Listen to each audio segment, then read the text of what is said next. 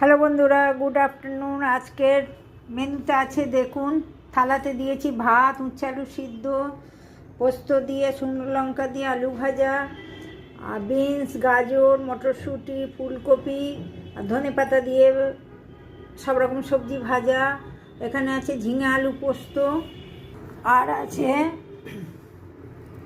মৌরি আর আদা বাটা দিয়ে বিউলির ডাল,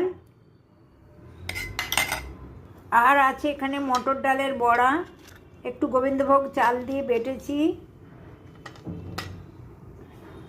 আর ধনেপাতা আর টমেটো দিয়ে চাটনি। আজকে পোড়াতে নিয়ে টমেটোটা ভেজে ধনেপাতা দিয়ে চাটনি করেছি।